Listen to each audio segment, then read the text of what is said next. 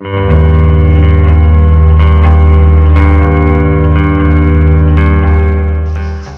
maulan po na hapon at may paggabi na rin po sa bawat isa. Latest weather update po muli tayo. So nakakaranas po tayo ngayon at nararamdaman na nga po natin ang epekto. Dito nga pong active low pressure area dito nga po sa bandang Visayas or east of Visayas, Catanduanes.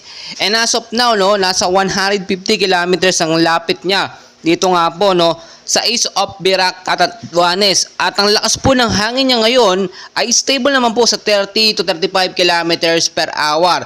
Pero naranasan po natin yung pag-ulan dahil nga po dikit na dikit siya or direktang tumama po siya sa ilang bahagi po ng Catanduanes, no, or sa Visayas area. Makikita nyo naman po sa ating pinaka-live radar, no, talagang patuloy po siyang kumikilos itong active low pressure area na ito. At hindi po natin inaalis yung mga posibilidad na ito po yung maging isang ganap na bagyo within 24 to 48 hours. Nakakapangamba po kasi biglaan po magbabago, no, or biglang lumakas ang kanyang hangin, no. Talagang oobserbahan natin yan. Kapag pumalo po from 55 to 75 kilometers per hour ang lakas niya, may kategory na po natin dito bilang isang typhoon, no? At kapag ito po yung naging isang bagyo, tatawagin po itong bagyong Kabayan, no, sa Pilipinas. And talagang dapat natin bantayan hindi lamang po itong active low pressure area na ito na may lakas na 30 kilometers per hour to 35 kilometers, no?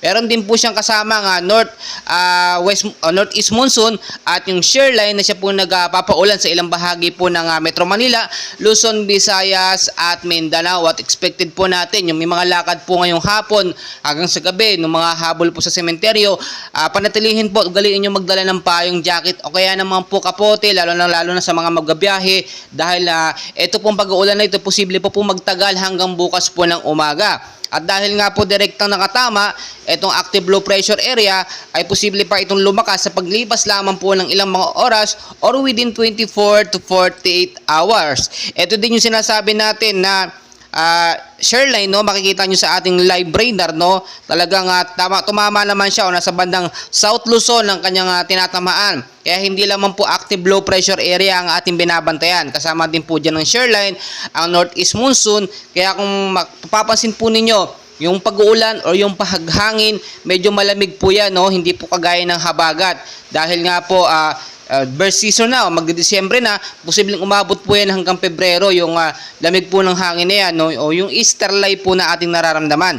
So mas maganda, ngayon po lang po maghanda na tayo lalo po sa mga bahaing lugar sa Metro Manila in case man po magkaroon ng patuloy na pag-uulan o rainfall shower, posible magkaroon ng pagbabaha kapag hindi po natin nilinis yung mga estero, yung mga kanal na barado ng mga basura. Nag-ingat din po yun sa mga matataas na lugar in case magkaroon tayo ng alert na mga localized thunderstorm, yung pag-uulan, rainfall shower, posible po magkaroon ng mga landslide. Patuloy ko po kayo i-update and please don't forget po to like and subscribe. Pakishare na rin po sa ating mga labas para aware sila sa ating binabantayan ng mga bagyo or active low pressure area sa Pilipinas. Maraming salamat po sa inyong lahat.